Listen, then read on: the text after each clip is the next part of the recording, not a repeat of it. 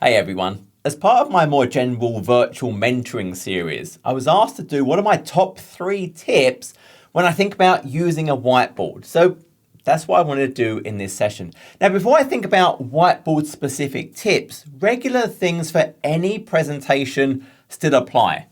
Make sure you prepare.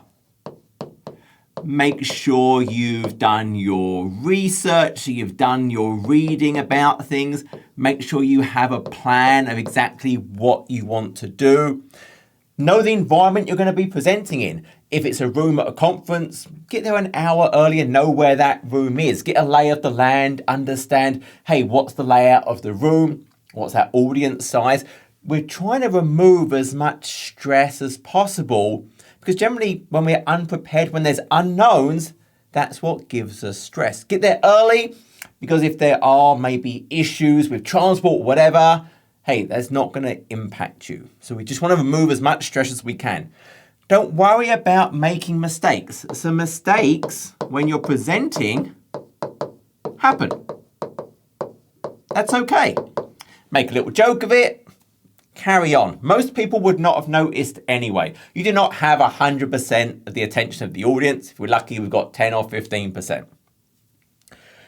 And it's okay we want to be a human. We don't want to be some robot where we're just very monotone. Robots have antennas or aliens, whatever I've drawn there. It's okay we want to change pace. We change the volume of our voice. We'll change the inflection. Hey, we're excited. Well, now I want to think about this. We're changing things up to constantly keep the audience, but we want to be calm. I want to have a steady pace so that the audience can really absorb what we're going to do, because the whole point of any presentation is to help the audience, is to help them gain the information.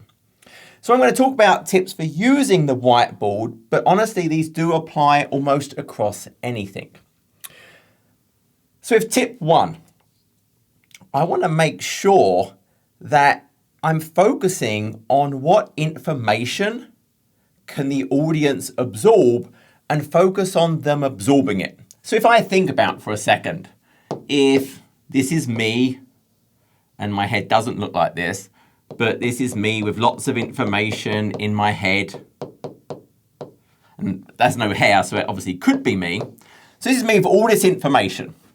And then I've got the audience person over here.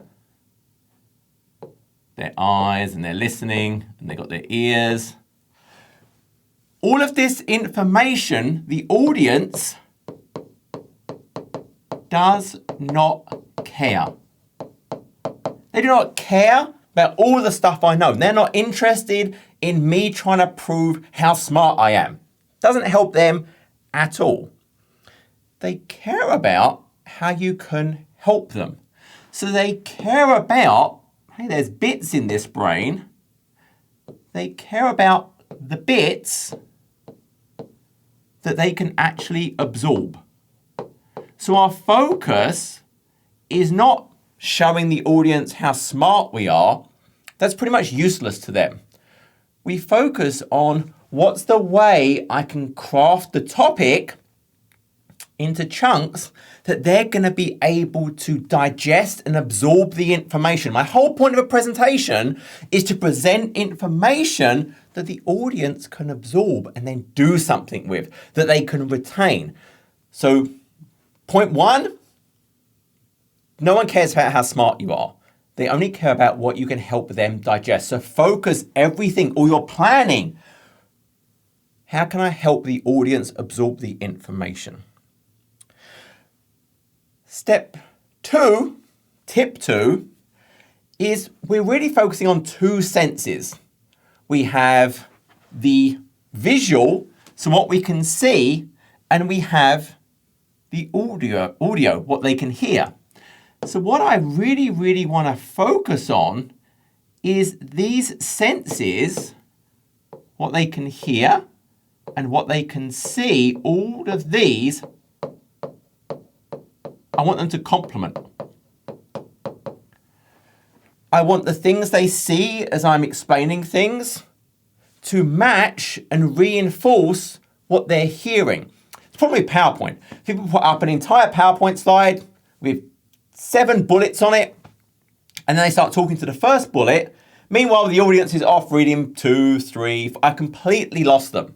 And then it's boring. The visual's up there for 5 minutes while I read all the points. No one wants this. The whiteboard is great because the visual matches what I'm saying. I'm adding items as I'm talking about it. What I'm not doing, and this is really the key point, what I don't want is if I think about the visual, and that's supposed to be an eye, I can't draw, but if that's an eye, I don't want it to conflict with, I don't know how you would draw an ear with arms. I don't want it to conflict the audio and the visual. I want them to complement and help the absorption of that information. And realize what I'm putting on the whiteboard. So, hey, there's me presenting and I've got my whiteboard. As I'm talking about a concept, okay, I'll draw some item and then something else. But that's not the only thing I have visually. There's me. I'm standing right here. So I can use gestures. And you see me, I use my hands a lot. It keeps the audience engaged. I can think about, well, I can point to things. So yeah, we really want to make sure we complement that visual and the audio together. So I'm reinforcing the concept. I'm not adding some confusion. The senses are not conflicting with each other because, hey, I'm seeing one thing and I'm hearing something else. They're reinforcing the concept I want. And also it's great because the visuals constantly being updated in some way. I'm constantly adding something or I'm moving. Because if the visual is the same for 30 seconds, the audience starts to lose interest. They wander off. I want to constantly snap the audience back to me. Now, maybe that's the visual, that's me moving, that's me drawing, maybe that's changing my voice. I'm constantly getting them to come back to me. And then my third tip is really think about what are the key items you want them to remember. So you're going to be talking about a number of different things depending on the length of time. So I'm blah, blah, blah, lots of different things. They are not going to retain everything you say. So what are the absolute core things, no matter what, I want them to remember? Well, blah, blah. The key things I want to tell them, I'm going to tell them about this. I'm going to tell them, and then I'll tell them again. I'm going to reinforce key points that they must take away. And often I'll have layers. Hey, you watch something, you'll take away these points. If you watch it again, you can then build on those layers. So when you create a presentation, it's really nice if you can maybe have that rewatchability component to it. So, hey, I could watch it again and I'll pick up something else. But just as they didn't care about everything I know, and our focus is on, hey, helping them absorb, prioritize what are the key things you really want them to absorb.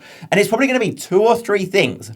So what are the most important 2 or 3 things that you want them to absorb? And you'll spend a bit more time on those through the presentation. Then at the end, you'll come back to just those couple of key points. So they'll really resonate and stick with them.